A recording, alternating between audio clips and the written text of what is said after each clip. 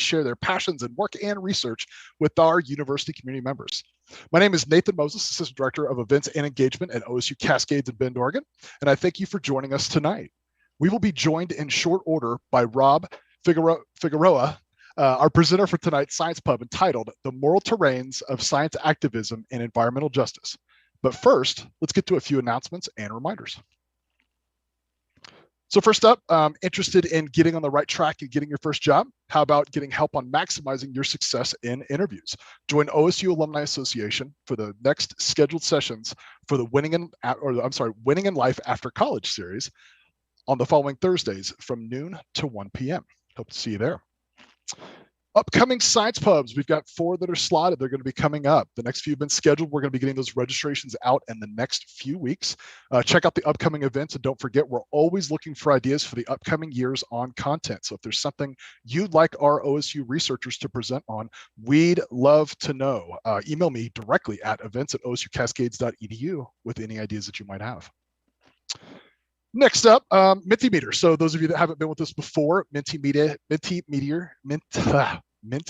wow, it's Monday night, is our application that we use for audience engagement. And we are going to, like we did last event, get our Science Pub trivia going. So those of you with mobile devices, get those out, get your Minty Meter app ready to go. Pop open another browser window, www.minty.com if that's your preferred choice. Those of you that haven't used it, basically you're going to use this QR code or enter in the event code in the app when you go to Minty. And this is going to put you in a queue to basically get us started with trivia tonight. It's also going to be your portal for audience question and answer. So it's going to ask you for a nickname. Please put your G movie rated nickname in, and we're going to go through the questions one at a time. You're going to get about 15 seconds to answer each question, and then we'll move on. The faster you answer, the more points you get. So after the quiz is complete, we'll open up the Q&A portal to submit your questions anytime during Rob's presentation. So without further ado, let's get started on this quiz. All right, we're seeing people getting in. Make sure you get logged in here. Inducted to the OSU Athletics Hall of Fame in 2020, Coach Aki Hill led the OSU women's basketball team for how many seasons?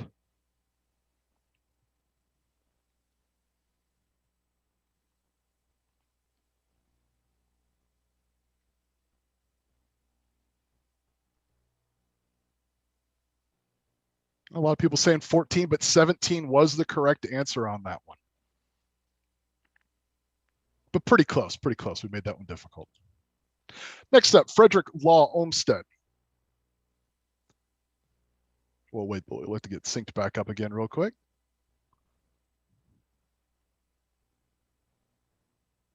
We'll just give it time to get set up real quick, and we'll get to that next question, everybody. All right, there we go. Frederick Law Olmsted. I think we're having a little technical difficulties, everybody, so hold on one second. Sorry about that.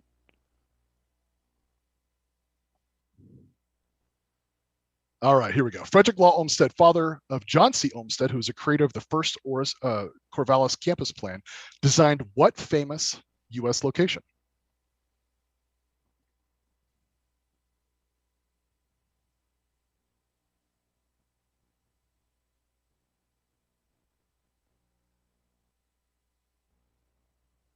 If you said New York City Central Park, you are correct. Hey, we got to have those little technical issues every once in a while. It keeps us on our toes. All right, question 3.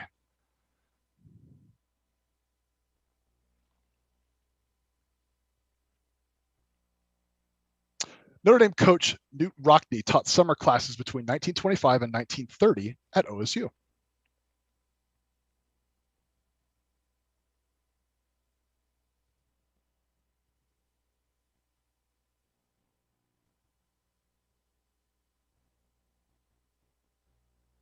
Answers in. Majority of you said true. Was indeed true. All right, question number 4. OSU alumnus and photojournalist Roger Worth won the Pulitzer Prize for the reporting on the 1970 eruption of Mount St. Helens. Is that true or false?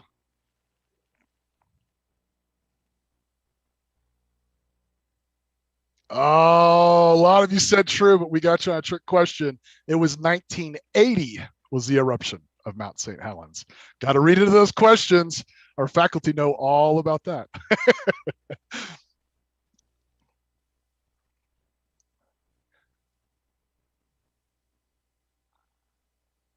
All right, question 5. Last one for all of you participating. Quicker you answer, more you get. OSU-Cascades will be opening up a new facility in Bend, Oregon during the 21-22 academic year. What is the name of that building? We had to throw some trivia up in for campus.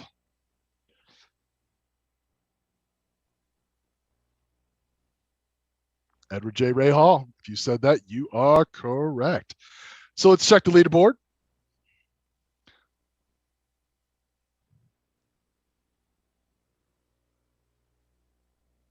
Wow, really close. Really close between, looks like Quinn. Quinn is our winner tonight. So congratulations. There are no prizes, but you get the glory of winning internet trivia. So thanks for participating.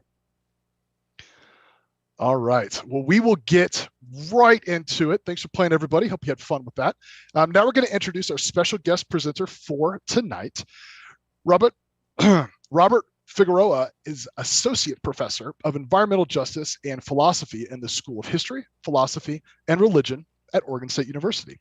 He pursues a philosophy of environmental justice that extends across numerous domains, such as Latino-Latina issues, climate refugees, indigenous environmental heritage, critical tourism studies, resettlement communities, environmental colonialism, environmental discrimination, and discriminatory environmentalism across a multitude of cases around the world. He is the director of the Environmental Justice Project for the Center of Environmental Philosophy, and his scholarship has been funded by the NSF, including his co-edited volume with Sandra Harding, Science and Other Cultures, Issues and the Philosophies of Science and Technology. He also edited the special issue on ecotourism and environmental justice for the Journal of Environmental Philosophy. He is currently completing his book, Environmental Justice as an Environmental Ethic.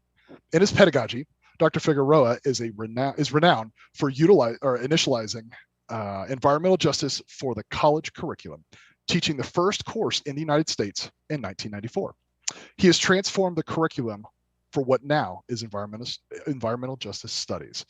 On behalf of our Science Pub crowd, I'd like to welcome Rob Figueroa. Thank you so much, Nathan. I'm going to just get started here by sharing my screen for you all. And I believe I can launch from here. Okay.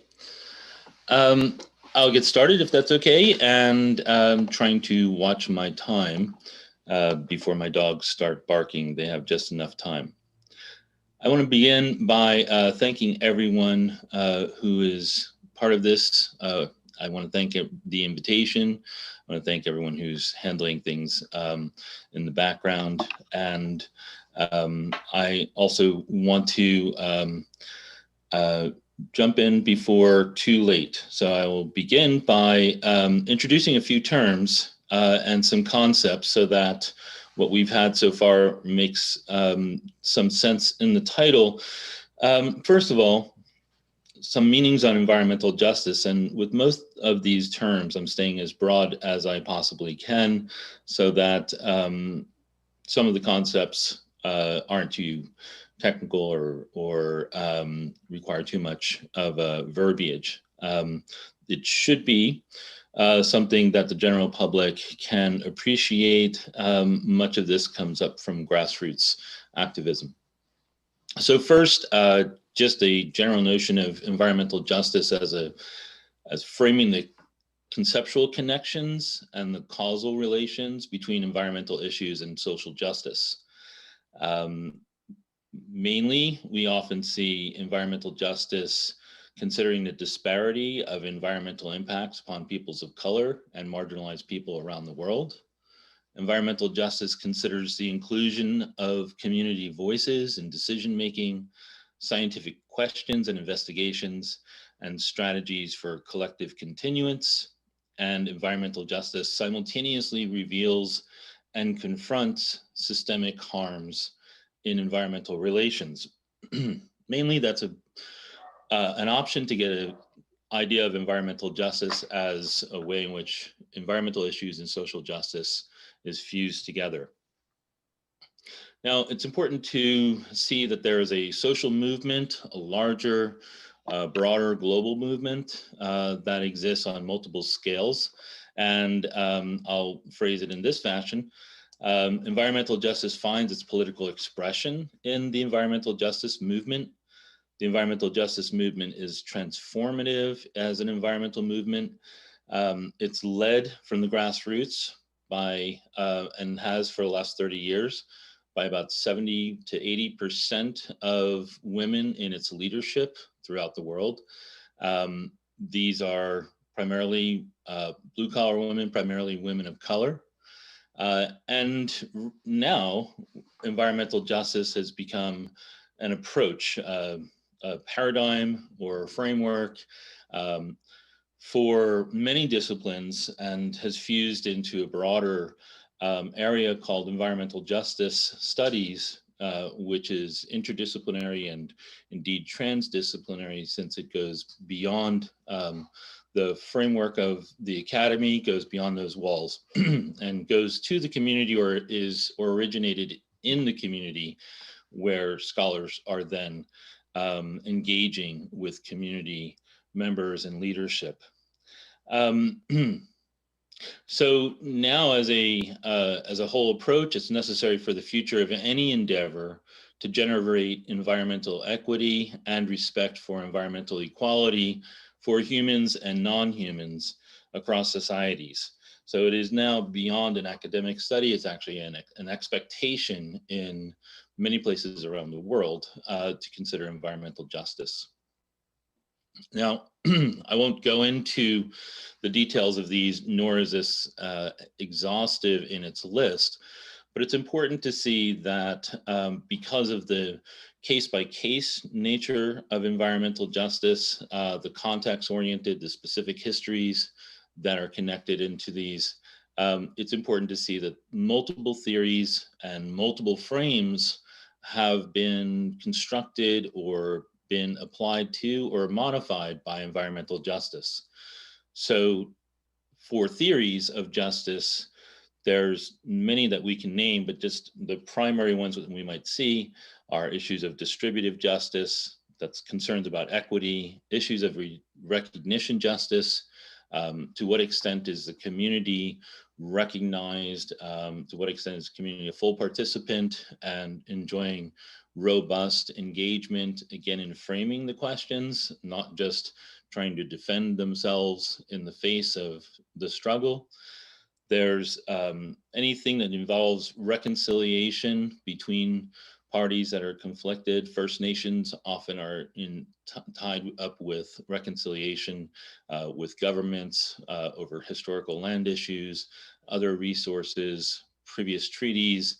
These have components of not just the compensation or the redistribution of the losses, but also the restoration and reconciliation, or what is now often referred to now as reparative justice strategies to compensate and especially to deal with long-term problems throughout over history. The capabilities approach is popular among scholars. There's been a number of economic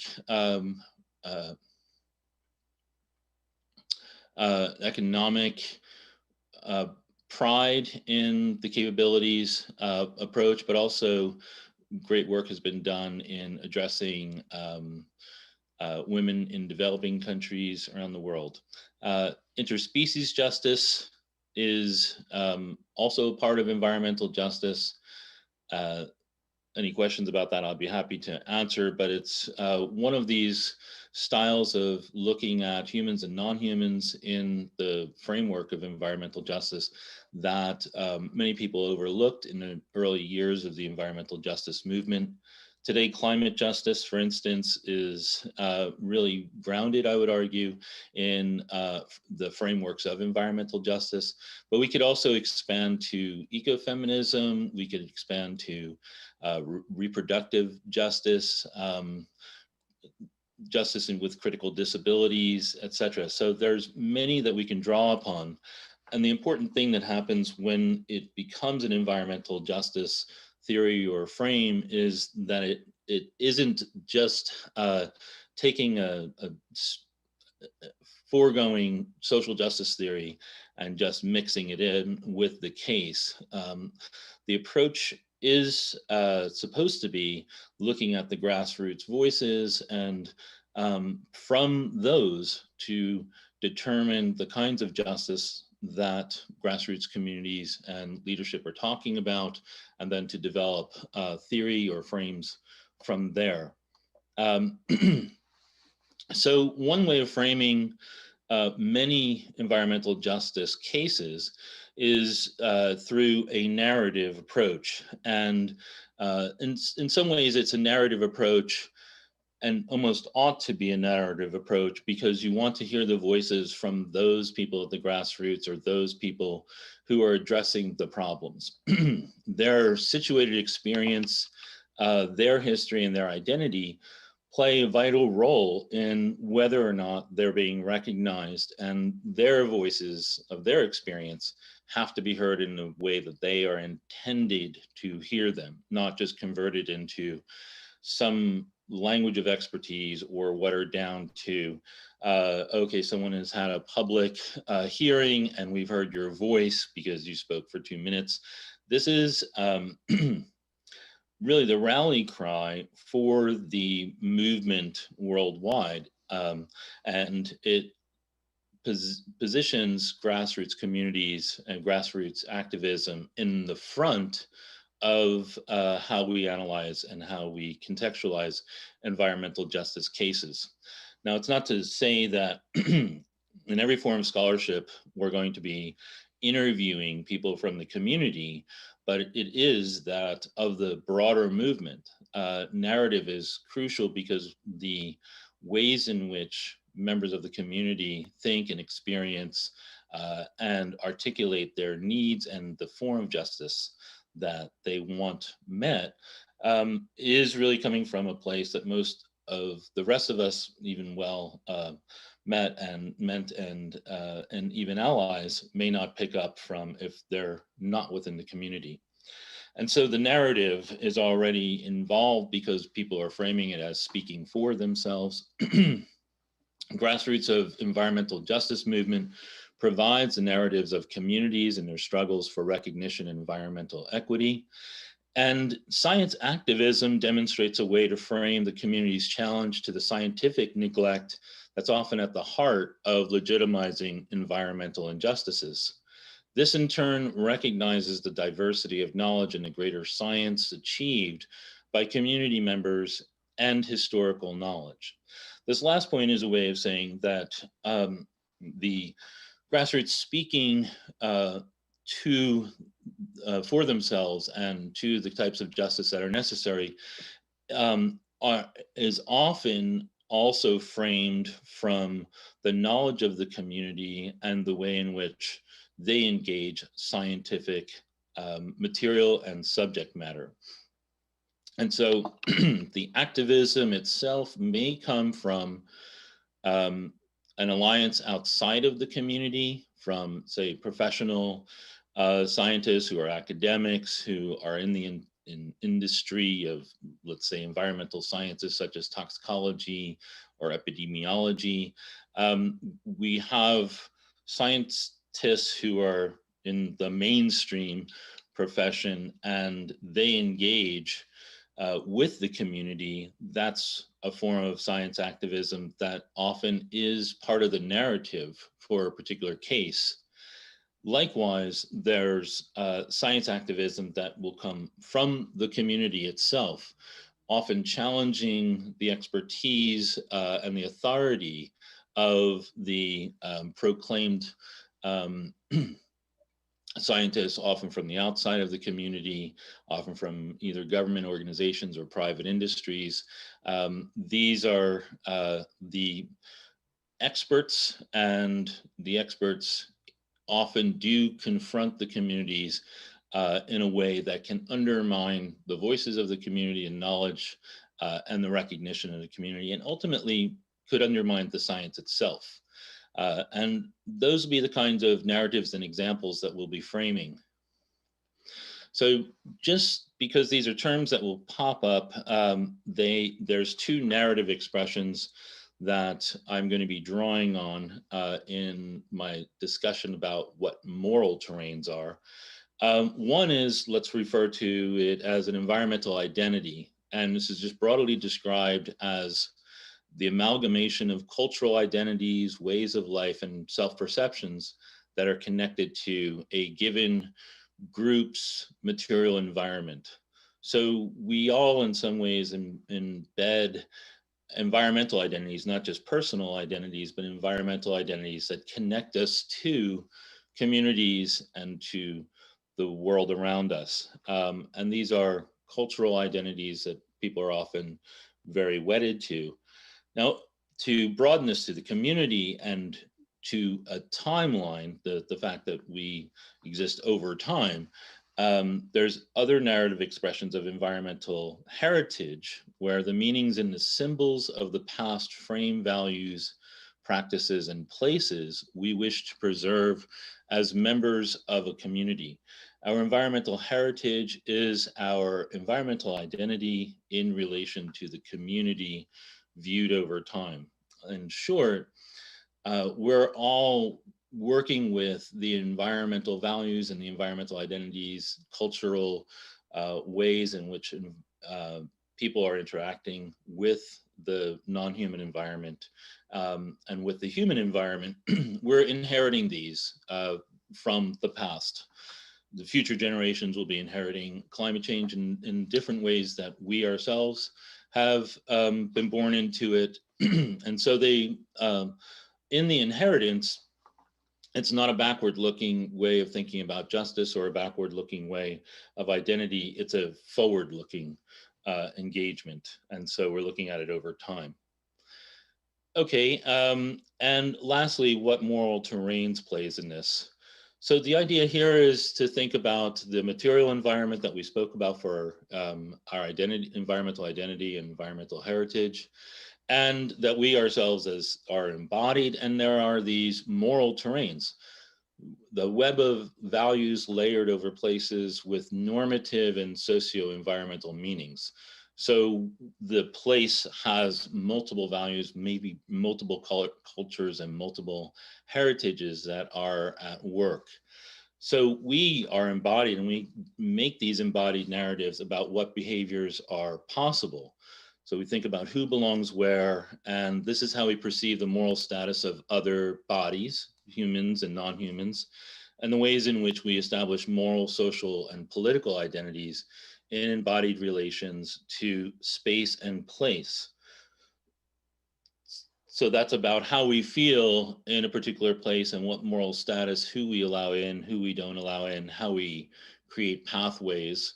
And then lastly, there are these moral gateways. If you and I come into say a conflict or a collision because we have different environmental heritage, there are moral gateways that can be opened or closed along the differences, and opportunities for convergence is dependent upon the situated powers of the moral agents and the moral imagination provided in the narratives. So as I have a narrative, my body is, say, approaching this opportunity to climb a mountain. I'm in the situation of climbing the mountain. You're in the situation of climbing the mountain. But the mountain has traditional owners who are Aboriginal, and the traditional owners do not climb the mountain. They don't hold that as part of their normative moral terrain. One should not. That's what normative means. You should not, or you should. One should not climb that mountain. So I may come to collision because I want to climb the mountain. I'm not indigenous. I don't have that particular value of the traditional owners. And so here we may come into collision, but we may also find ways in which we are embodied in a narrative that can be opened, and a gateway can be opened. That is, if I'm situated in a place where I'm not just a tourist who devalues Aboriginal people's standing, but instead respect the voice that they have as the traditional owners, then in that situated context, I can respect what they're suggesting. And where things may close may be in negative affects. So lastly, that means that science activism is a vital moral gateway in knowledge production. So let's just go through some of our stories, and I'll try to narrate these in roughly fast fashion. I apologize if there's names and places that run by. You can always bring me back to a slide. So let's start with a premise that there's really two types of environmental movements. This has been argued by an environmental historian, Robert Gottlieb, and I'm picking up on his thread. One environmental movement that we've seen in the United States begins in the 1890s looking like this. Another begins from images looking like this, and you'll notice the different environments maybe that we'd be describing. You might notice also the faces of the people in this particular case are, in history, are not the same kinds or gender even of the people who we saw in the other environmental movement. So here I'm looking at precursors to the environmental movement, environmental justice movement, as is often historically documented, beginning in the 1980s as a environmental justice movement. But I want to back it up because this has been a consistent recognition in the literature by historians and activists that there have been multiple movements and multiple shifts. So here's a science type of narrative. And this comes from, and I'll go through the narrative in terms of its twists. I can't give you the full case or we'd run out of time, but the narrative is focusing in the twist and how voices emerged into the science. So we're looking at an image here of Hull House in the late 1890s. Hull House was a reformist collective. People were fighting against corruption, which was running rampant through the large cities, corporate and state. And there were a number of things that came out of the reformist movement: 8-hour workdays. We see labor movement, we see conditions of labor changing. The precursors to what we see is the Occupational Safety and Hazards Act is emerging from this. And Hull House, on top of that, collective group was part of the reformist movement actions where you would place the operations center for a reformist movement in a neighborhood that was most vulnerable or perhaps needed it the most. So you weren't based out at some university grounds, but really based on the corner of where the problem was most profound. And Hull House sits in a neighborhood known as Chicago's 19th Ward at the time, which was highly diverse with immigrants. What you're seeing here is an image that only the white households here, these are row houses really, only the white households speak English. All the other ones are different European languages of the migrants who were here in the 1890s. So what we have here is a collection of scientists, and I want to point out two key figures from this. Jane Addams is here.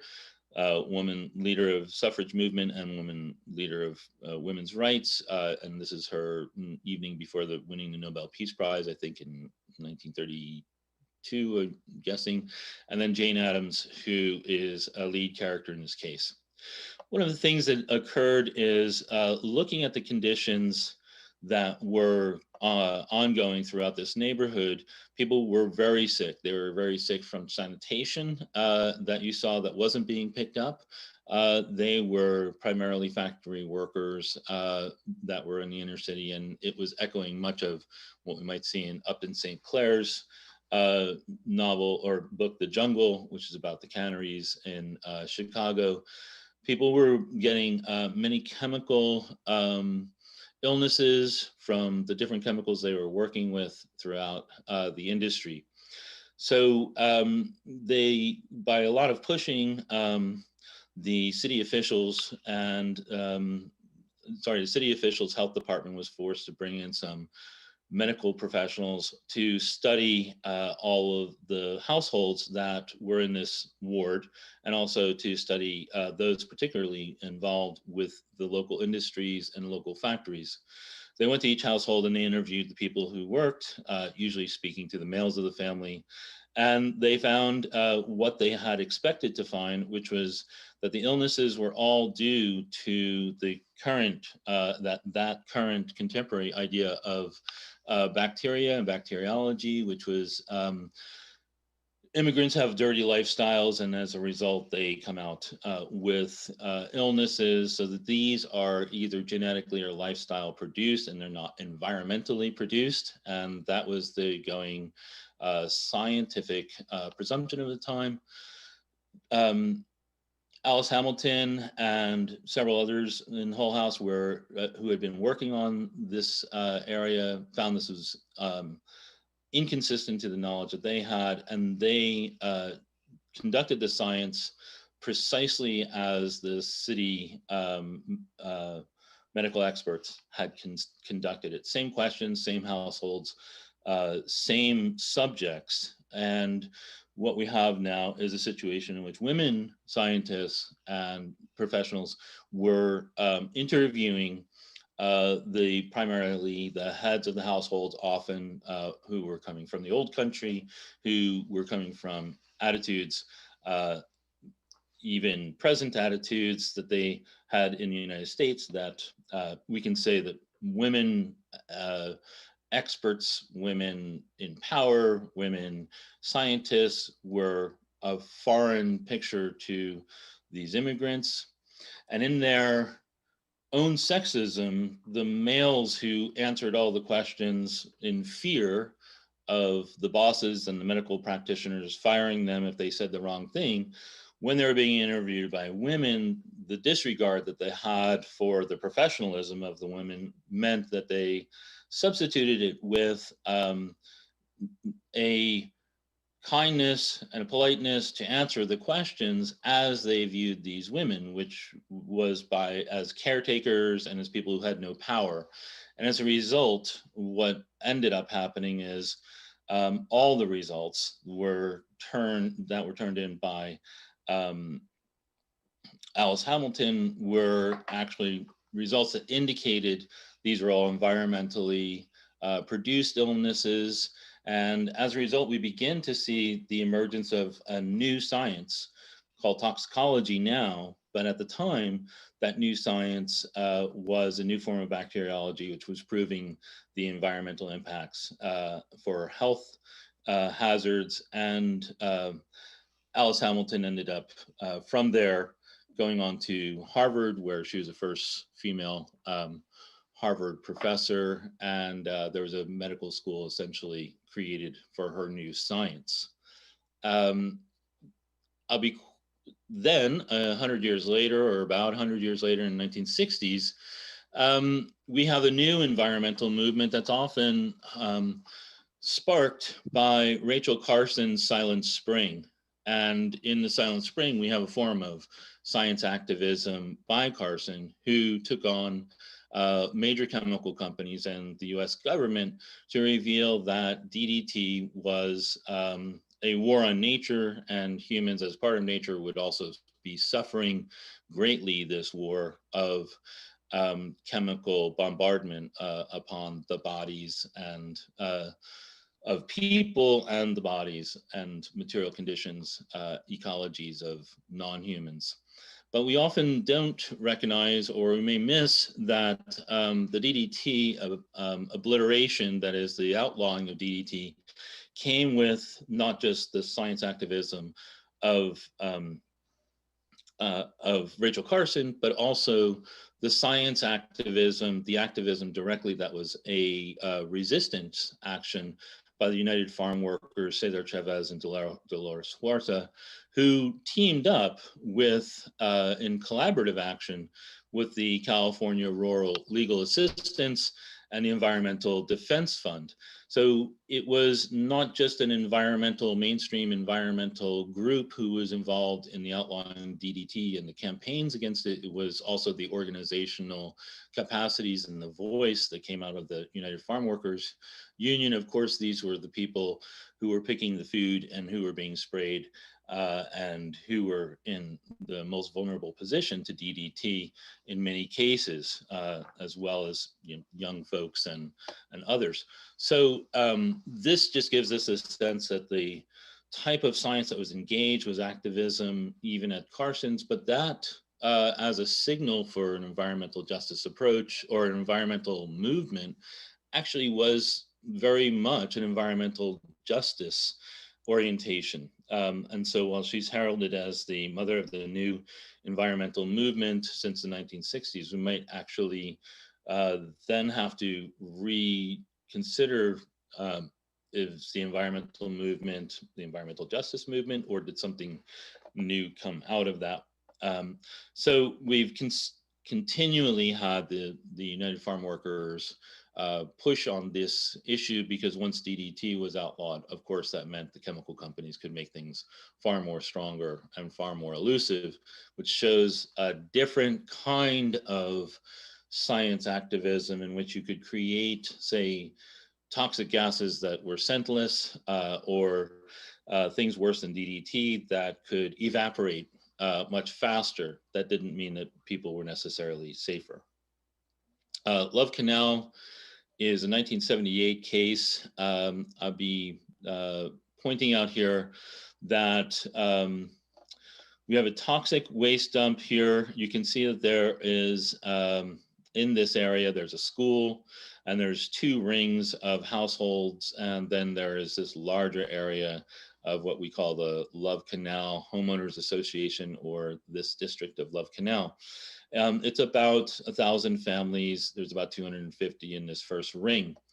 You can see photos of it here. You can see the school, and what had occurred is the amount of toxins there were coming from Hooker Chemical down the road, who was neighbor to DuPont. These were the people who actually got rich by making DDT, and incidentally, since World War I.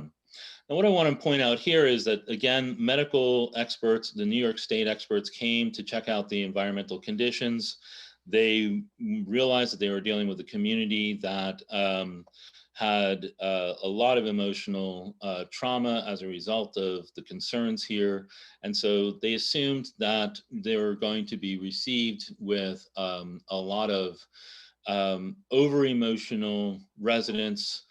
The coin term at that time was hysterical housewives. And this is probably the earmark of that attitude that the experts had towards what the residents were saying about the conditions that underlie their houses.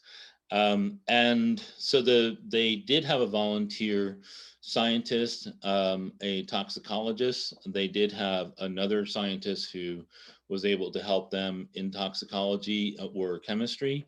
And the community talked among themselves and what they knew about the land. Now, once the experts got there, they realized that they were evacuating these first 2 rings and working on the proximity premise that where people were closest to the chemicals was likely where they were going to receive the most intensity. But the residents were indicating illnesses throughout this whole area, and they're farther away. So the principle of proximity seemed to be contradicted, and experts fought against the community for what they thought, were people on the outlying areas receiving the same harms. And there was a creation of a swell theory from the community. The swell theory was really just talking to local people and people paying attention to the landscape around and the geology around their area, realizing that they were in Niagara Falls. That's where Love Canal is. That meant that there was a lot of water that was being forced through the land. That meant that there was probably a lot of streams and creeks and things that were being forced through under and over land before this development was built. And when development was built, they obviously backfilled many of these and covered many of these streams, or what are called swales, underground passages. After talking to different community members and looking at these and just sort of drawing out, this is the amount of households that were considered, and we've already cut out, the Ring 1 and Ring 2 because they were already evacuated. What happened was when you had this listing and you looked at these different points that indicated clusters, when the map of the swales that was being described by the residents was put down, these lines indicate these underground swales. So as you can see, here's the canal, and there's water running from the canal out into the community. And so we're actually seeing instances on the far reaches here from the swales pulling the chemicals into the farthest reaches, whereas here, the canal may actually be containing the chemicals. And so the people presumably in Ring 1 that are right here may not be in the same danger perhaps as the people who are 10, 15 blocks away. And we see this consistently with maps of birth defects, with the emotions and what was then called in 78 or 1979, the nervous breakdowns of the families. And then we can see urinary tract diseases and then a collection of these. It took 6 months for the state to confirm this, but this is really what led to the 900 20-something or 70-something families being evacuated. Not, by the way, described in terms of the health hazard, but in terms of the emotional trauma that the community had already suffered because of the ways in which expertise was being mishandled. Then we hit the environmental justice movement, and I don't want to push through here too much, but the first thing that jumped right out to spark the environmental justice movement from a whole bunch of converging forces of different movements is what brought out the environmental racism charge. And the environmental racism charge is indicating that race over socioeconomic class is a determinant for where commercial hazardous waste facilities will be located. And this led to a mass protest, civil rights style protests by people of color primarily. 500 people were arrested. In that group, we sparked a number of different studies, and not just with the United States General Accountability Office, which showed that EPA Region 4 was located in poor and African-American neighborhoods, but then, with the United Church of Christ Commission on Racial Justice, they published a piece called Toxic Waste and Races and Race in the United States.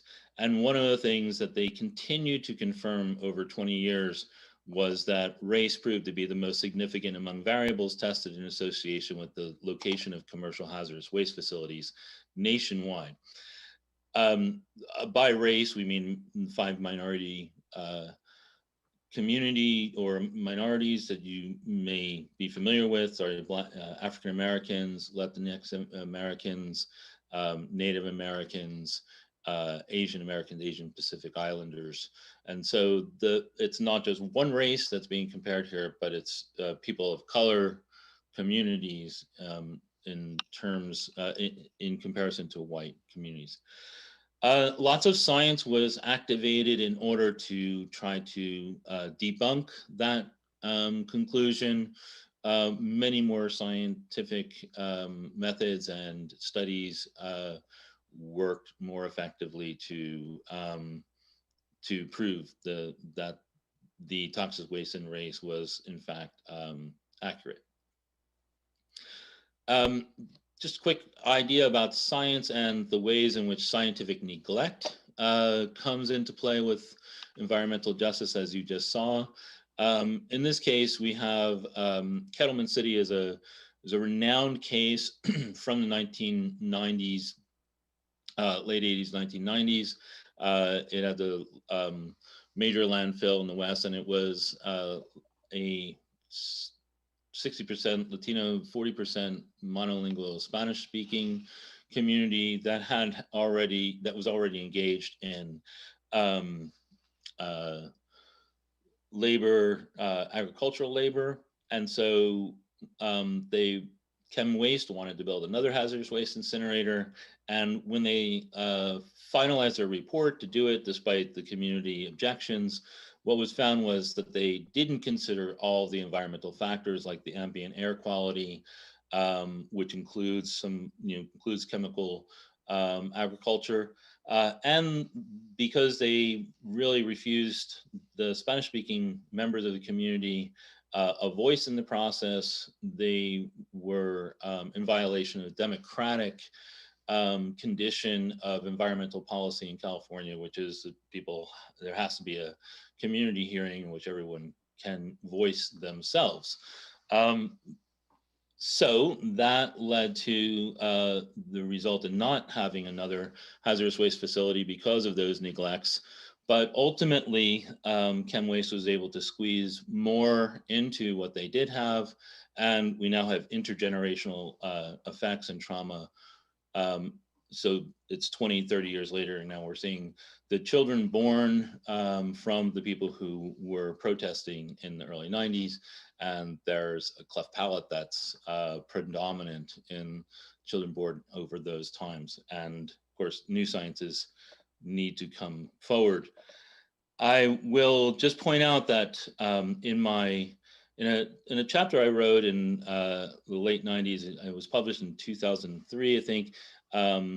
And here I was introducing some cases with other Latinx scholars that we've already looked at, like Chavez and UFW, to talk about the different types of scientific discoveries and approaches. And just to give you an idea, the case of San Luis is an interesting case of a Acequia community, that is a community that works with the water commons shed.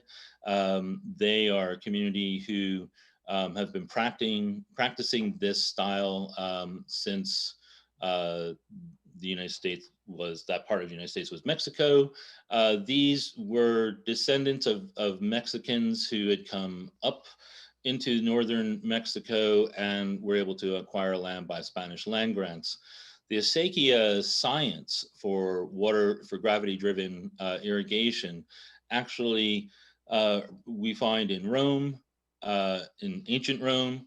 We actually find it then transformed through Islamic Empire, brought up to Europe from the Islamic Empire. It's in Spain. Then we see the features of it in Spain. Then it's brought to the New World by Spain to Mexico, and then it carries on. So it's one of the most culturally and biologically diverse valleys. I'll move forward out of respect. I want to tap on this case where we're looking at environmental colonialism, and I quote from what we have in the Principles of Environmental Justice preamble for over 500 years of colonization and oppression, resulting in the poisoning of our communities and the land and the genocide of our peoples. To think about a place like Puerto Rico, we can see the environmental colonialism as a part of the United States. And there's two places I want to emphasize something of scientific activity out of the same kind of environmental justice and environmental education center. So in the first place, what we're looking at here is images of the mass protests against the use of Vieques Island after over 50 years as a live bombing range where 10,000 Puerto Ricans lived in Vieques. There was a mass incarceration from this protest, and there was a hunger strike. Some people might know some of the folks in that hunger strike. And over time, activists, Puerto Ricans, were able to push the Navy out. During Clinton administration, they decided to bring the Navy out of there. Now, the Fish and Wildlife and other services that are U.S. government do the testing on the quality there, knowing that it's the highest toxicity that we see in Puerto Rico and in the Caribbean. And what we find are that there are these biologists and there are these folks working in sustainable environmental education. This place, Casa Pueblo, is in Adjuntas, Puerto Rico, far away from Vieques, but people who I can't name here were the guerrilla scientists who would go onto Vieques and do studies of their own to compete with the U.S. Fish and Wildlife Service to show what the toxicity level really was.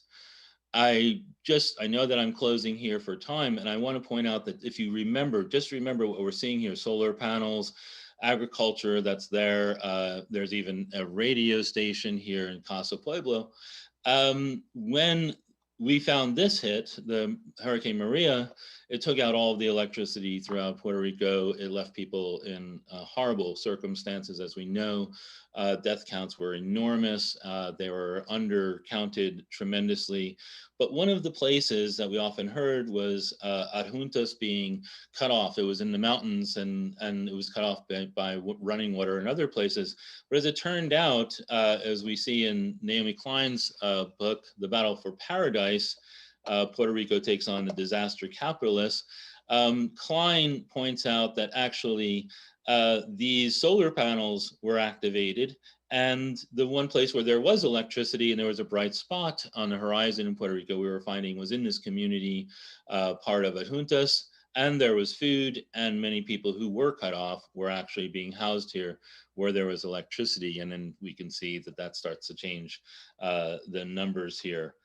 Should I stop, Nate? Would you like me to finish in 2 minutes or something? Oh yeah, you're good. Go ahead and finish up. Okay, sorry guys, I have a tendency to do this.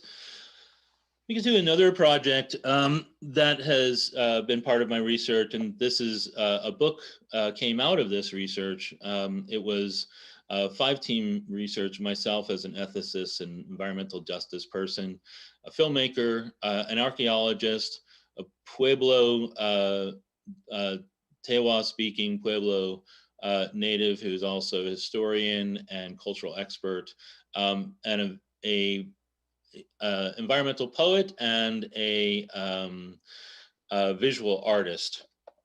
We worked together in this Mesa Verde region to see what we could decipher of the moral terrains between archaeologists and what they were doing in the region, and what the people, particularly the Pueblo and other native peoples in the region who are living descendants of those who have their graves uncovered here, which is called the Mesa Verde National Park. And what we found was, in fact, the Pueblo people don't really want archaeologists to be digging in that area. There are many problems.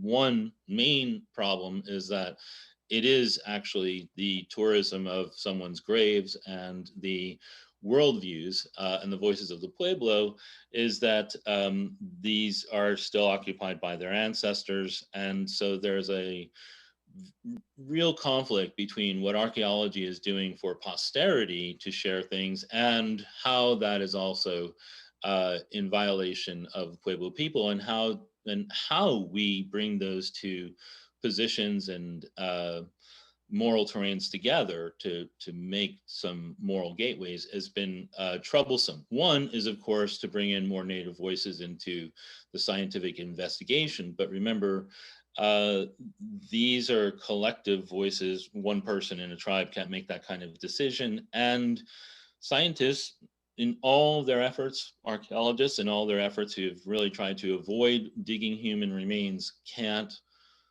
determine if human remains are in, or some human particles or aspects are in, say, a vase that's uncovered as a piece of pottery. So we've been investigating this and trying to figure out ways in which the different science models, traditional ecological knowledge, come into play here. And just one example of the difficulty is trying to do some reconciliation here with the Native American Graves Protection and Repatriation Act.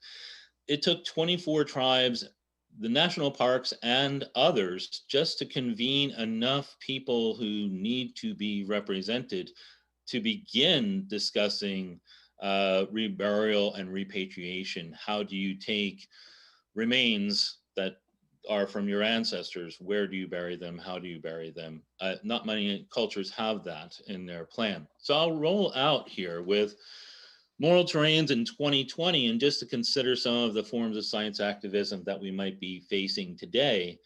COVID-19, one thing to ask is do we have science activism or anti-science activism? And what is that doing to us? This is the mask debate especially, but also the speed at which we've been able to bring out the vaccine has been clearly a collective, global, and probably a rich endeavor of science action. Whether or not it's science activism might depend on other things like distributive equity and the recognition.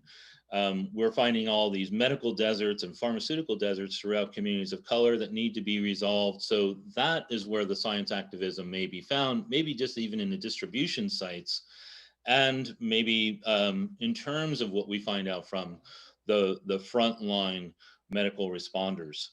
The systemic racism that we found as a result of George Floyd and multiple murders upon Black bodies and the Black Lives Matter response sparked numerous states to then call systemic racism a pre-existing health condition, which is, again, a form of changing scientific principle and ultimately raising the level of activism that can be drawn from that.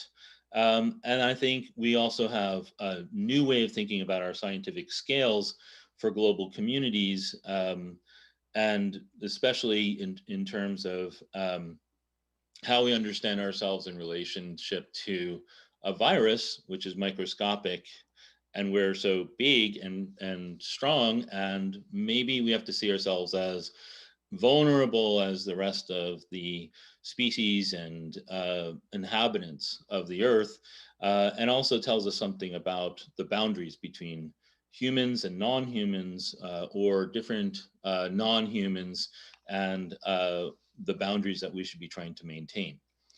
And I'll stop there. Thank you. All right. Perfect. Rob, thank you very much for that.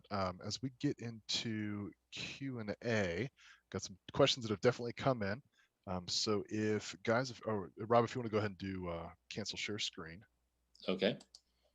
And our production guys, if you want to put up the Minty Meter slide one more time, just as a reminder for everybody, is if we are interested in submitting any questions for Rob tonight, you can do that via Minty Meter. Again, the information is going to be right there on the bottom of your screen with event number 25066656 tonight. Or if you're joining us, clearly you're joining us via YouTube, but if you have a login, you're more than welcome to pop that in chat and we will get to those questions. So Rob, let me get some of these guys together and we'll get started with question number one. Okay, so first question is, how are companies allowed to build facilities, like I think some of the examples that you gave, like in North Carolina, so close to communities and especially schools? Yeah, that's a great question because it seems so paradoxical. So it's the answer is unfortunately more simple than we would have ever imagined. The ways in which the corporations are able to site these facilities, toxic landfills, hazardous waste, is that they're targeting the communities they think have the least political resistance. And we might think it's all about real estate. That might be an economic consideration. So perhaps in the poorest neighborhoods, we might say land is the cheapest, and there, a developer would think that to be the place.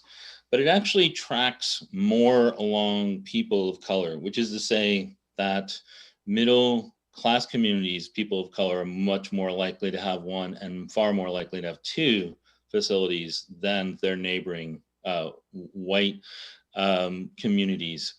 So there's really least resistance. How can the corporation do this without absorbing too many legal costs or externalities to its purchase? Once least resistance is met, once you can get a facility in, the next level of policy is saturation policy, where you don't want to go doing that again. You just, as a corporation, you just keep pushing it into that community once it's already be spoiled. The laws, the redlining, the bank loans, the ability to get out of a community, the costs of getting out of a community or relocating are too much, and the corporations and the states who used to direct the corporations know this, and they look for the communities that are the most vulnerable in just that way. The schools are another question. How could you do this? And Love Canal is a great example. If you look at the deed, it is unique well, it's actually not unique. It's actually regular in one way, which is Hooker Chemicals sold that land to the Niagara School District for $1. What's not as usual is you have a rider that says if anybody at all dies or gets sick or anything on this, we're already telling you this was used as a chemical waste dump. We're not responsible. So that's part of the reason it took an enormous amount of time to get the money out. Now, why $1 and how does that work? Well, schools are a big piece of real estate, and public schools don't have money to buy big pieces of real estate. So often schools are in wetlands. Often schools are right next to dump sites. Often schools are near highways. They're in all the wrong places that you think schools should be, because they're in exactly the place that the municipality is willing to give up the land, or someone else is willing to give up the land. Sometimes you might see in your own, high school, or in your own, remember in your own schools, the soccer field's flooding, or the baseball field's flooding. Why are these things flooding? I know it rains here a lot, but I grew up in a different place and it flooded there too. So there's something weird about what's there, and actually tracks now with major prison industrial complex. They look for former landfills to build on top of. They look for toxic waste. They look for things that are locally unwanted, decaying land uses. And this is what happened with Love Canal. Was just they wanted a new school, they got it for $1. Okay, thank you for that. Let's see here. Another question. Looks like two different questions coming in, but kind of around the similar thing when you were speaking about some of the publications you've done. First question is, how did you get the title Other Faces for one of them? And the other one is the sushi reference in the book title in Cortez. How did you kind of come about those two descriptors for those titles?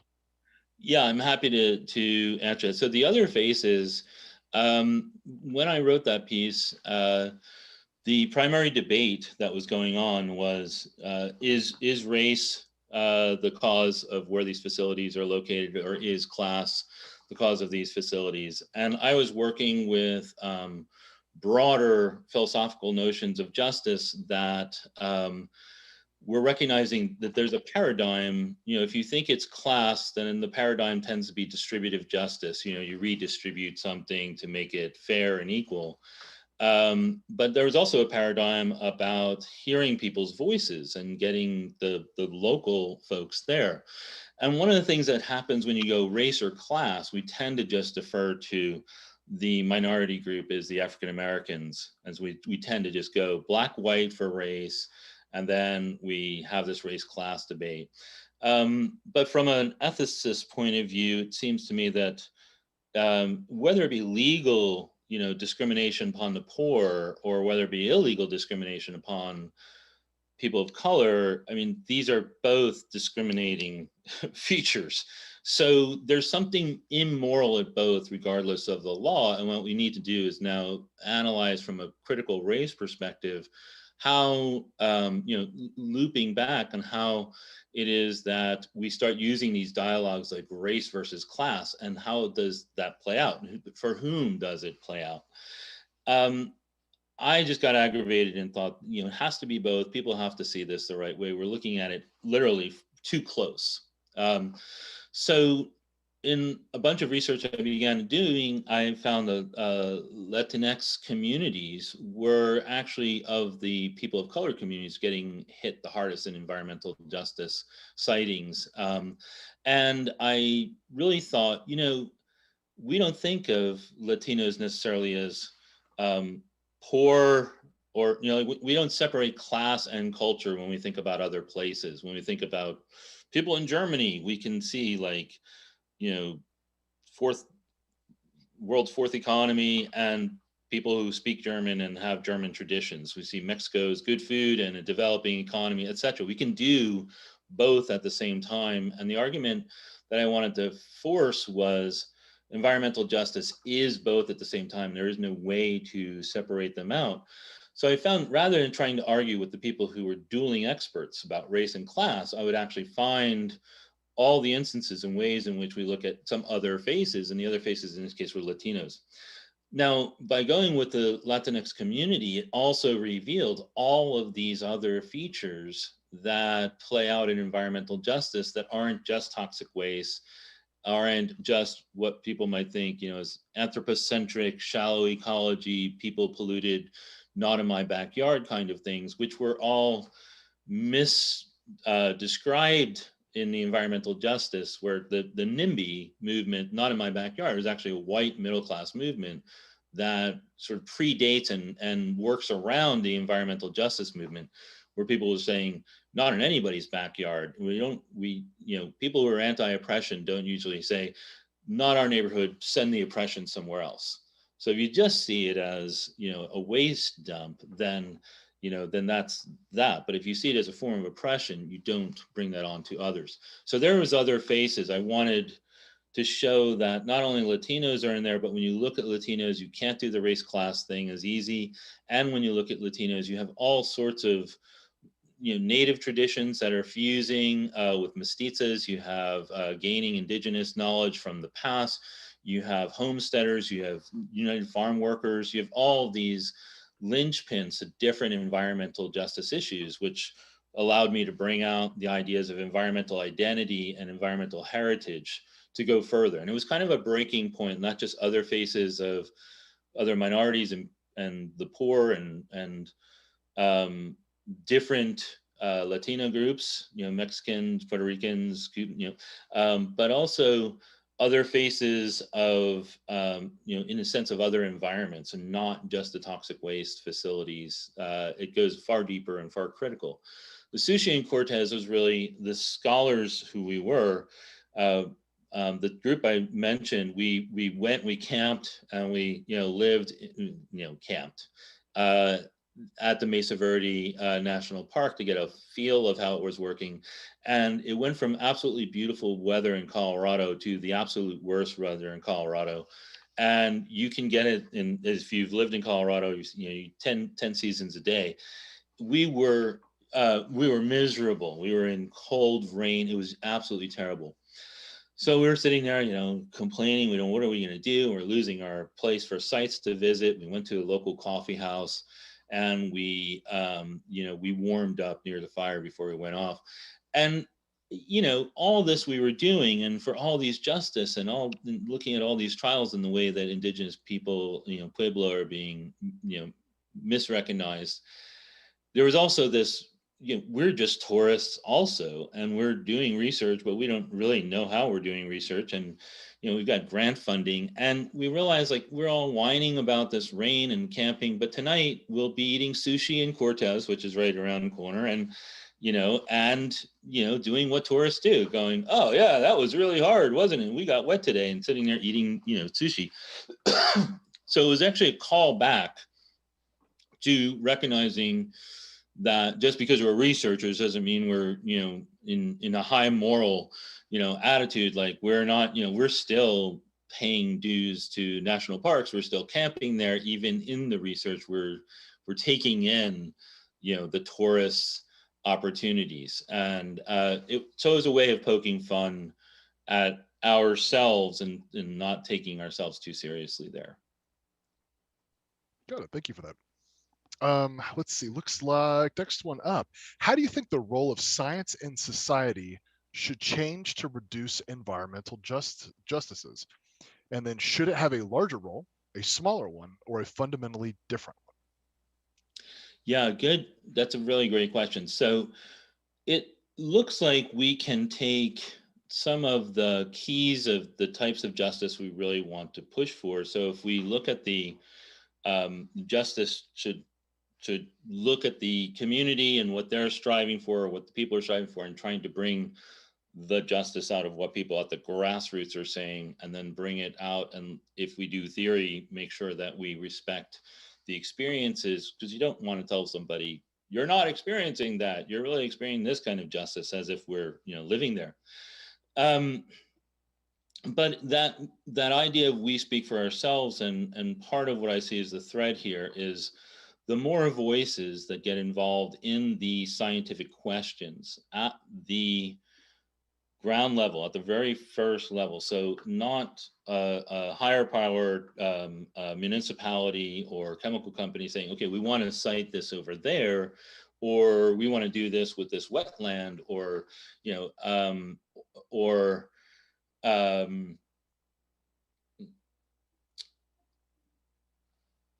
we are going to put children in detention camps, which is also, you know, an environmental justice issue as well.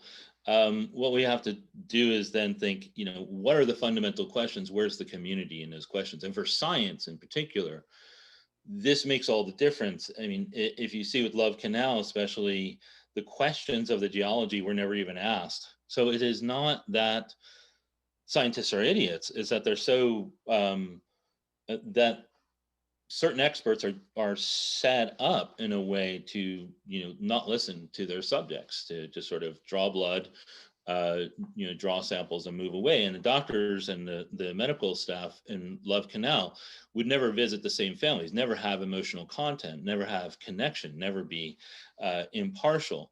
So I think there are certain flaws in the conception of what science is up to.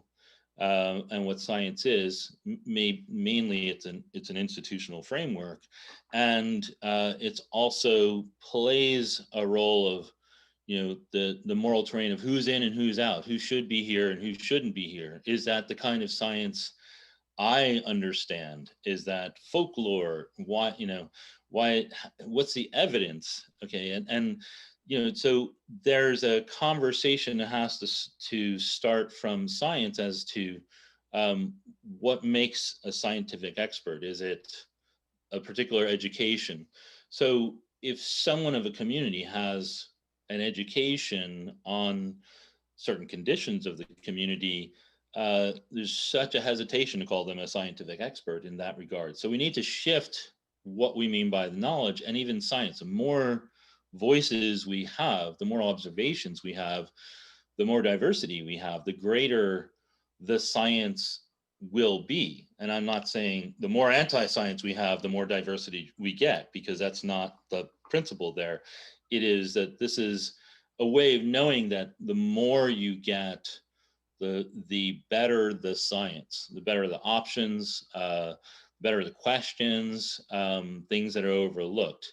And often it's taken activism really hard, really disruptive types. In the case of Love Canal, they ultimately kidnapped, or they ultimately, they kidnapped EPA officials who came to try to give them results that they knew were just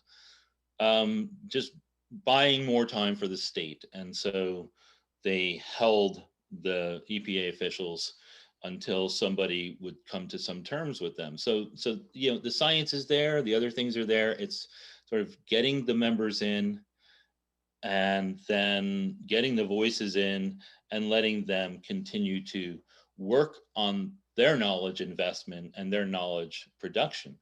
I think scientists are in principle just agreeing with that. And the more the better. It's especially if it's not somebody I have to put on the grant and they come from, but really it doesn't end up going like that. It ends up getting institutionalized and bureaucratized, and all these chemists and toxicologists, epidemiologists, and all these state of University of New York that exists throughout New York, they could have all come, you might think, and all those dissertations in toxicology, all those things, they could have all come, and they were students who were remarkably interested in every single word that came out of the people of Love Canal.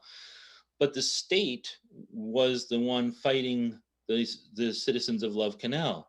So technically, everybody who was in a state university system already had conflict of interest because they were state employees. So none of those scientists could come and do the research that was necessary. It took two rebel or volunteer or really challenged scientists to break out and to go ahead and do that. So you can just see like hundreds of scientists available couldn't come, even if they were allies, couldn't do anything because there was a conflict of interest.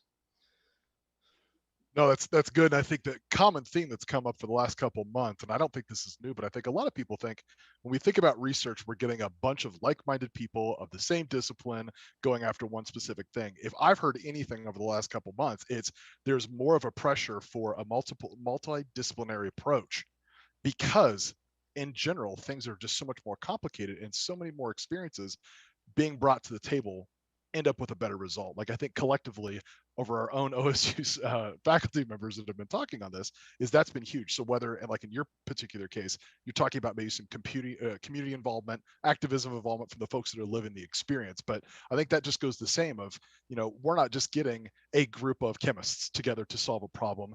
The really good result is when you get those chemists with other disciplines that are creating XYZ products. So I think if anything else, some of the questions talking about in this modern age of this anti-scientific piece is I don't think a lot of people realize just how eclectic some of these research teams and these discovery teams really are, and that's doing the public the best service possible. So it's interesting, that perception of how people think that aren't actively involved with it, how they think the gears are working. So I think that's where Science Pub in general, I think when you guys can talk about that, I think that just has that inner working, gives that glimpse of the inner working of these processes, just to see how complex they really are. So that's great. Kind of going on to a couple last questions as we wrap up for the night. Let's see here.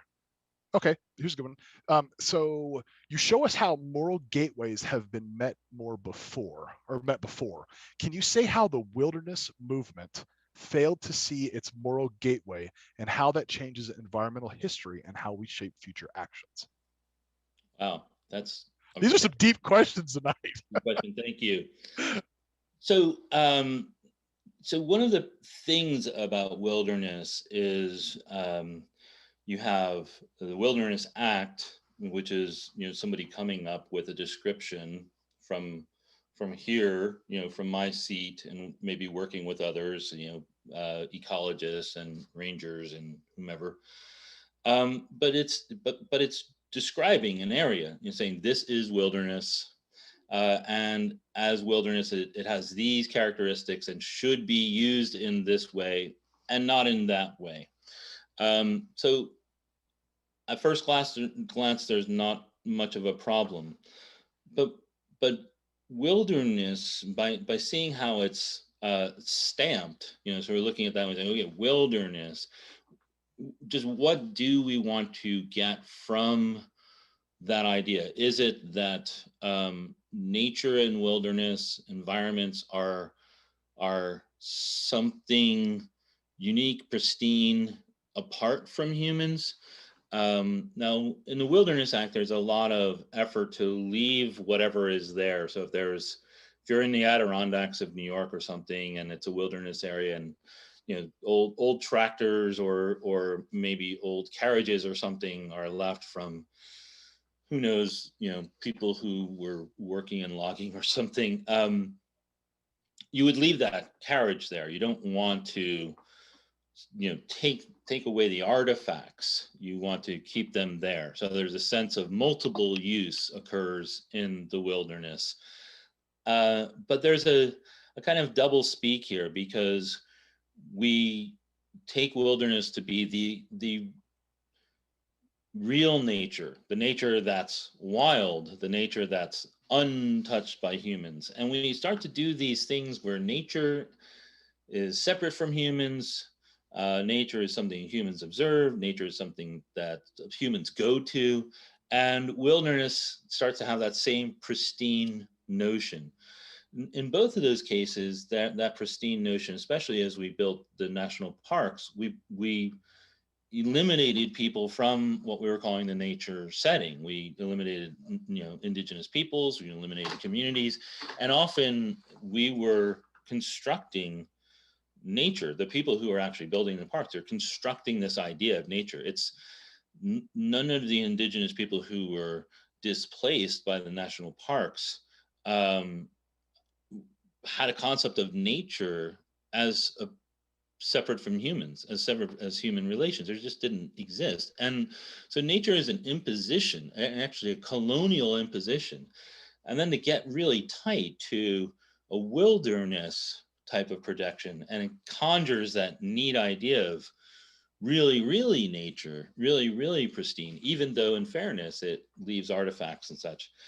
The moral gateway that's getting closed off there is, it's, first of all, it's pushing people away from these areas. You have to pay in to come to, and it's recreating this idea that nature is somehow apart and away from us, and we go into it.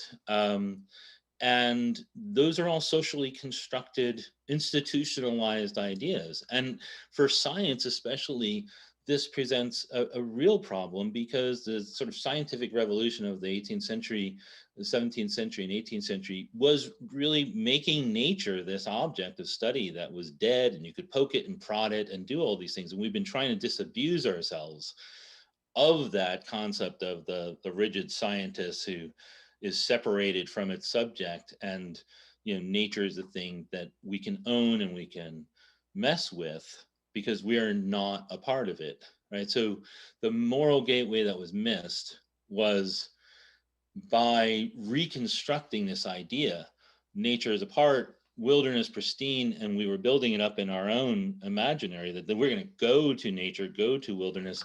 We literally separated ourselves out. And there's some ways in which the deeper the environmentalist, who's ecocentric, in some ways is actually recreating the separation of human and nature that they themselves are trying to undermine, because they make nature so different than humans, or humans so problematic to nature, which indeed they are. So what should have been occurring is that the local people and the indigenous people, and the rest of us should be working to disabuse ourselves of this idea that nature is somehow out there, that people don't exist with nature, because in many, many, many countries, that's just not at all possible to have a concept of the resources and the world around it separated from the people. So the moral gateway that we need to open up there is to see the absence of people in these places, while very nice, because most of us don't like to have people when we're out there, is actually, and it is the construction of nature that we think is nature. There was never that absence of people in any of those places. So that was what the wilderness perceptions were cutting off, was the opportunity for different people with different perceptions about the land, or even people who belong with that land, being displaced. All right. Well, thank you very much for that. And I know that we've got a number of questions that have still come in, but due to showtime, unfortunately, we've got to cut it off. But those of you should be very much aware that you can rewatch any of these at any time, and Rob's information is up there. So again, we always encourage community members to contact our presenters if they do have any questions. And I know Rob's definitely into hearing from you all. But definitely appreciate all that time today. Couple things before we say our farewells for this evening, but a couple reminders for our production staff. We've got a couple things for science pubs. Again, just as a reminder, we do have those coming up here very, very shortly. Showed those activities for the next month that are coming up. So really excited to get those registrations out and folks continue to participating. And again, just thanks for everybody as we've transitioned to these virtually.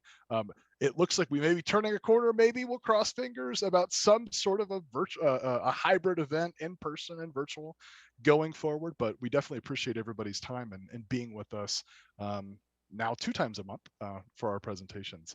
So again, I'd like to thank everybody for attending this edition of our Oregon State University Science Pub. Massive thank you again to Rob for his time and efforts for tonight's presentation, as well as participating in the audience Q&A. That is always my favorite part. I love the presentations, but I like the audience interaction piece. That's always cool. And as always, a special shout out to our Connect Central Oregon team for their production efforts. So this concludes our Science Pub for Monday, March 8th. Tell a friend about your experiences tonight. Shoot us topic ideas you'd like to see in the future. And we'll look forward to you joining us out there next time. Have a great evening. And Rob, any last words for you? Thanks, everybody. Stay well. Really appreciate you coming tonight. All right, everybody. We will see you at the next event. Thank you very much.